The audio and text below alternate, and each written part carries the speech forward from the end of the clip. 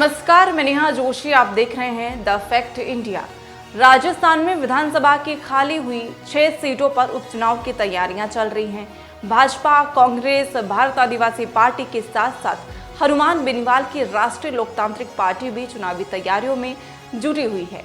लोकसभा चुनाव में आरएलपी और भारत आदिवासी पार्टी ने कांग्रेस के साथ मिलकर चुनाव लड़ा था, लेकिन विधानसभा उपचुनाव में सभी दल अलग अलग चुनाव करने की तैयारी में जुटे हुए हैं।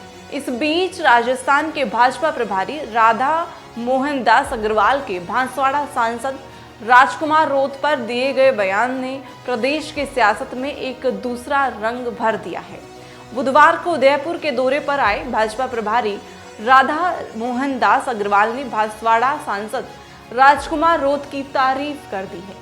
साथ ही उन्होंने भाजपा के पाले में लाने की कोशिश भी की है। राधा मोहन दास अग्रवाल ने राजकुमार रोत को कहा कि वे नौजवान हैं। राजकुमार रोत को लेकर के कहा कि वे नौजवान हैं, समाज में जागरूकता पैदा करने की कोशिश कर रहे हैं, लेकिन उनको धीरे धीरे समझ में आ जाएगा कि जो वे काम करना चाहते हैं वे कांग्रेस की गोद में बैठकर नहीं होने वाले हैं।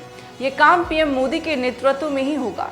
राधा मोहन दास अग्रवाल ने आगे कहा कि आदिवासी विकास के जितने भी काम हुए हैं वे पीएम मोदी के कारण ही हुए हैं।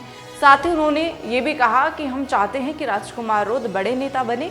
राधा मोहन दास अग्रवाल के इस बयान ने प्रदेश की सियासत में एक नई चर्चा को जन्म दे दिया है।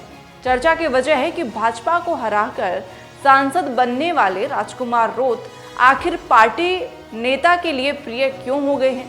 आखिर क्यों भाजपा नेता ये चाहते हैं कि राजकुमार रोत बड़े नेता बने।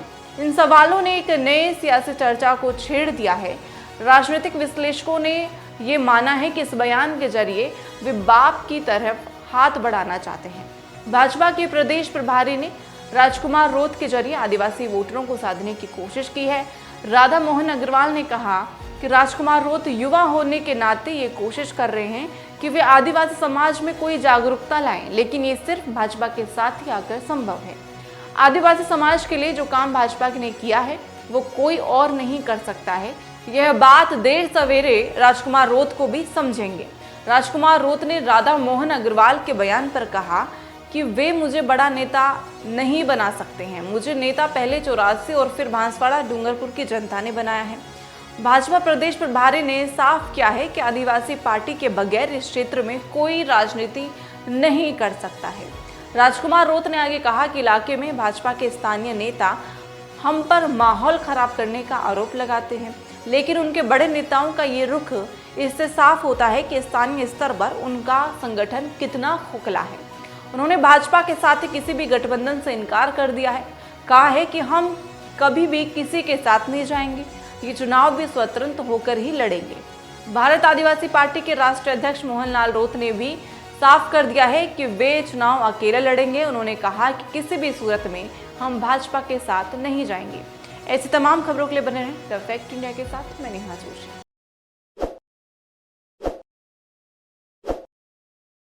ताज़ा खबरों के लिए विजिट करें द फैक्ट इंडिया की वेबसाइट और डाउनलोड करें द फैक्ट इंडिया ऐप।